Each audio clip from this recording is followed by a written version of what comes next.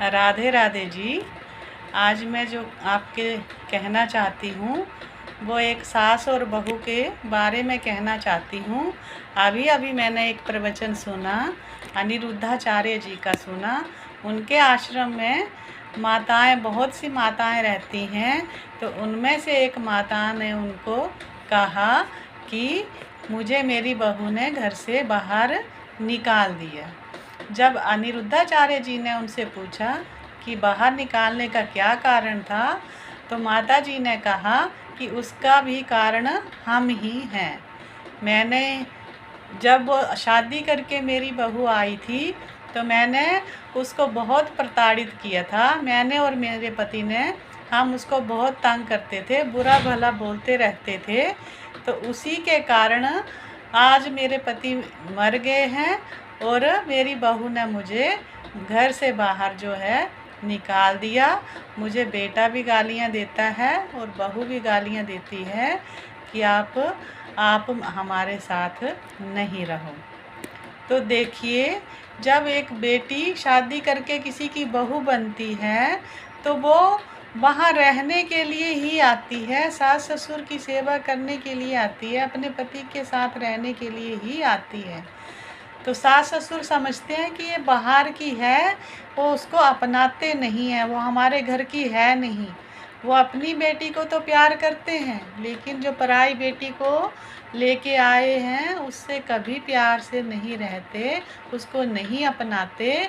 तो उसको काम वाली समझ के वो काम पे जोड़े रखते हैं कि घर का काम करो, खेतों का काम करो, भैंसों का, गायों का काम करो, साथ में बच्चों को भी संभालो और खेतों में भी जाओ। तो देखिए, वो जाती है, सब कुछ करती है, फिर भी उसकी सास जो है, ससुर जो है, वो खुश और संतुष्ट नहीं होते, उसको प्रताड़ित करते रहते हैं, उसको गालियाँ देते रहते हैं। तो उससे दुखी होकर वो बहुत अपना जीवन कष्ट में काटती है। उसके फिर ससुर की जो होती है वो मृत्यु हो जाती है। उसके बाद वो अपनी सास को घर से बाहर निकाल देती है कि जाओ, अब आपका इस घर में कुछ नहीं है। वो ना तो खाना देती है, वो बदला लेती है उस बात का जब वो घर नई नवी आई हुई थी और उसके सास ससुर उसको तंग करते थे। तो देखिए, जब बहू घर में आती है तो उसको अपनी बेटी की तरह प्यार कीजिए। बेटी तो देखो पराए घर चली जाएगी एक दिन, वो नहीं रहेगी आपके पास। वो 20-25 साल रहती है आपके पास, तो माँ ही उसको खाना खिलाती है, माँ ही उसके कपड़े धोती है, माँ उसको लाड प्यार से उठाती है कि बेटा अब उठ जा, तेरा स्कूल जाने का, कॉलेज जाने का टाइम है। 25-25, 30-30 साल की बेटियों की शादी होती है, तब तक माँ जो है वो बहुत प्यार से रखती है, बहुत प्यार से उठाती है सुबह।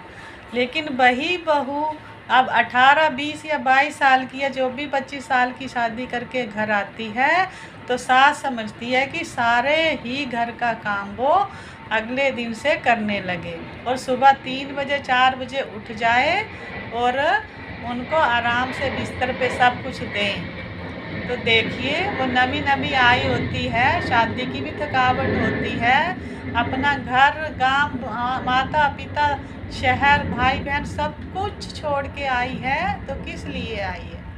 वो इसीलिए आई है कि मैं अपने ससुराल में रहूँगी, सबको खुश रखूँगी, अपने पति के साथ अच्छे से जीवन बिताऊँगी। उसके भी कुछ सपने होते हैं, लेकिन घर आते ही उसके सारे सपने जो हैं वो टूट जाते हैं। वो चाहते हुए भी सबको खुश नहीं कर पाती और घर में क्लेश जो है वो बना रहता है। फिर क्या होता है, वो जो सास के साथ हुआ, जो अनिरुद्धा के आश्रम में रह रही है सास, उसने बताया, उसने तो सच बता दिया कि मेरी अपनी ही करनी का फल है।